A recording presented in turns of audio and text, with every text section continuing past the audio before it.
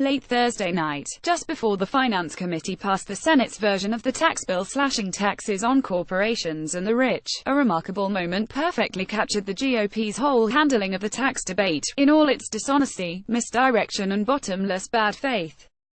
Sherrod Brown, Ohio, engaged in extended sparring with Committee Chairman Orrin Hatch, Utah, over who would benefit from the Senate bill.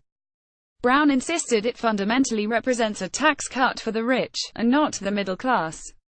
This drew an enraged response from Hatch, even though Brown's argument was 100% correct.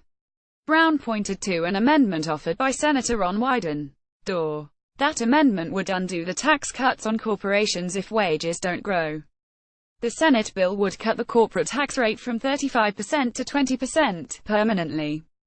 A chief rationale of President Donald Trump and the GOP is that this tax cut will unleash massive wage growth. Wyden's amendment called the GOP's bluff.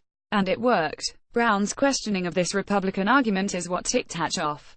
Brown claimed that, this tax cut really is not for the middle class, it's for the rich. He said the GOP argument that corporate tax cuts would lead to higher wages is just a good selling point. Brown said, companies don't just give away higher wages just because they have more money. Corporations are sitting on a lot of money.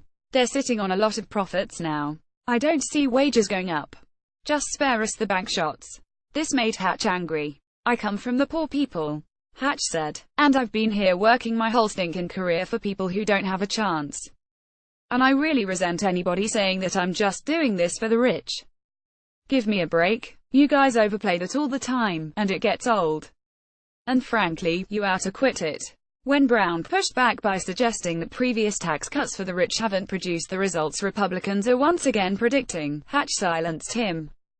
Now, Hatch was probably angered by the questioning of his motive, the idea that Republicans are disingenuously packaging a tax cut for the wealthy and corporations as a tax cut for the middle class.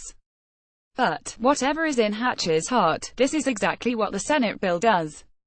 It front-loads the benefits for non-wealthy people by making its various tax preferences and its cuts to individual income tax rates temporary and subject to expiration, while making the corporate rate cuts permanent. It also ties tax brackets to an alternate inflation measure in a way that will result in out-year tax increases for everyone but the top 1%.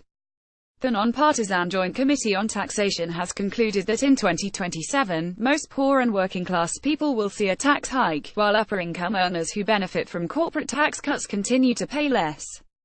Hatch, like other Republicans, claims to have no intention of raising taxes on lower-income people, meaning Congress will renew their tax cuts later.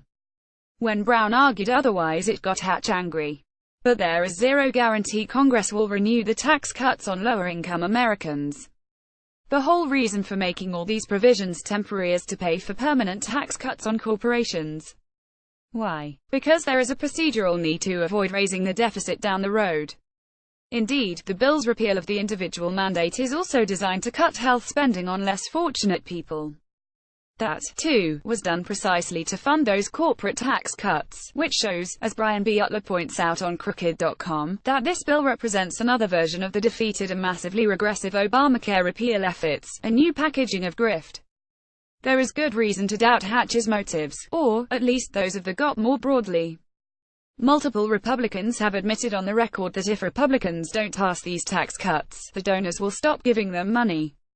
If Republicans wanted to cut taxes for the middle class, they could cut taxes for the middle class, and remain within deficit and procedural constraints by limiting the bill's massive giveaway to their corporate donors, which would not necessitate hiking middle-class taxes later. Yet Republicans aren't doing that. Hatch claimed that pointing this out gets old. But this week's Quinnipiac poll finds that Americans say, by 5,933, that the GOP plan favors the rich at the expense of the middle class, which means they are onto the GOP game. The bottom line? Brown confronted Hatch's case for the cuts by insisting they aren't going to produce the wage growth Republicans promise, an argument many economists support. But Hatch angrily shut him down, anyway, with an outpouring of high dudgeon about his own background and a mighty swing of his little wooden gavel.